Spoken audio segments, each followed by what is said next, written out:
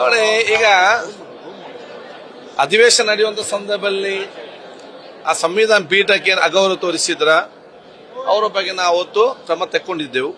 ಆ ಕ್ರಮ ತೆಕ್ಕೊಂಡು ಇವತ್ತು 2 ತಿಂಗಳು ಆಯಿತು. ಈ ಮಧ್ಯದಲ್ಲಿ ಪ್ರತಿಪಕ್ಷದ ನಾಯಕರು, ಆ ಶಾಸಕರು, ಅವರ ಹಿರಿಯ ಬಹಳಷ್ಟು ನಾಯಕರು ಹಿರಿಯಕಿದರು ಆ ಒಂದು ಬೇಡಿಕೆ ಇತ್ತು, ಏನೊಂದು ಹೆಚ್ಚು ಕಮ್ಮಿ ಆಗಿದ್ದೇವೆ, ಅದನ್ನು ಇನ್ನು ಮುಂದಕ್ಕೆ ಆಗದಂತೆ ನಾವು ನೋಡಿಕೊಳ್ತೇವೆ, ಮತ್ತೆ ಒಂದು ಚರ್ಚೆ ಆಗುವ ಸಂದರ್ಭ ಆಗಿದೆ, ಇದನ್ನು ಸ್ವಲ್ಪ ಸಡಿಲಗೊಳಿಸಬೇಕು ಮತ್ತು ಹಿಂದೆ ಪಡಿಬೇಕು ಅನ್ನೋ ಬೇಡಿಕೆ ಇತ್ತು. ಅದಕ್ಕೆ ನಾವು ಅದನ್ನು ಇವತ್ತು ಚರ್ಚೆ ಮಾಡ್ತೇವೆ, ನಾವು ತೀರ್ಮಾನ ನಾವು ತಗೊಳ್ತೇವೆ. ಇವತ್ತೇ ಅಮಾನತು ವಾಪಸ್ ಪಡೆಯುವಂತ ಸಾಧ್ಯತೆ ಇದೆಯಾ ಸರ್? ಚರ್ಚೆ ನಾವು ಹಿಂದೆ ಪಡಿಬೇಕಂತ ನಾವು ಆಲೋಚನೆ ಮಾಡಿದ್ದೇವೆ. ಅದು ಹೇಗೆ ಮಾಡಬೇಕು ನಾವು ಚರ್ಚೆ ಮಾಡ್ತೇವೆ, ಅದು ಹಿಂದೆ ತಗೊಳ್ತೇವೆ. ಹೌದು, ಪ್ರತಿಪಕ್ಷ ನಾಯಕರು, ಮಾನ್ಯ ಮುಖ್ಯಮಂತ್ರಿಗಳು, ಕಾನೂನು ಸಚಿವರು, ನಾನು ಮತ್ತು ನಮ್ಮ ಪ್ರತಿಪಕ್ಷ ನಾಯಕರು ಮತ್ತು ನಮ್ಮ ಇತರ ಸಭಾಪತಿಯನ್ನು ಕೂಡ ನಾವು ಆಹ್ವಾನಿಸ್ತೇವೆ. ಕ್ಯಾಬಿನೆಟ್ಗೂ ಕೂಡ ಸಲಹೆಯನ್ನು ಕೊಟ್ಟಿಲ್ಲ ಸರ್, ಚರ್ಚೆ ಮಾಡಿ ನಿರ್ಧಾರವನ್ನು ತೆಗೆದುಕೊಳ್ಳಿ ಅನ್ನೋದು. ಅಲ್ಲಿಂದ ಏನಾದರೂ ಬಂದಿದೆ ಸರ್? ನಾವು ಮಿನಿಸ್ಟರ್ ಹೇಳ್ತಾರೆ ಈ ವಿಚಾರದಲ್ಲಿ ತಮ್ಮದೇ ಪರಮಾಧಿಕಾರ ಇರುತ್ತೆ.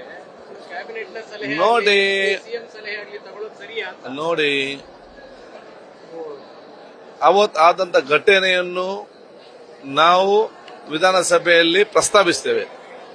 ಅದಕ್ಕೆ ರೆಸೊಲ್ಯೂಷನ್ ಪಾಸ್ ಮಾಡಿ ಅದು ಬಹುಮತದಿಂದ ಅಂಗೀಕರಿಸಿಗೊಳಿಸಿದೆ. ಅದು ಬಹುಮತ ಶಾಸಕಾಂಗ ಮತ್ತೆ ಎಲ್ಲ ಶಾಸಕರು, ಬಹುಮತ ಇರುವಂತ ಶಾಸಕರು.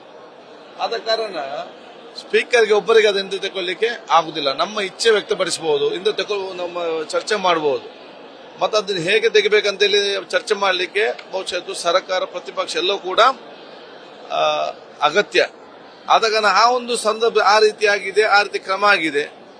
2 ತಿಂಗಳಾಗಿದೆ, 6 ತಿಂಗಳಲ್ಲಿ 30% ಮುಗಿದಿದೆ.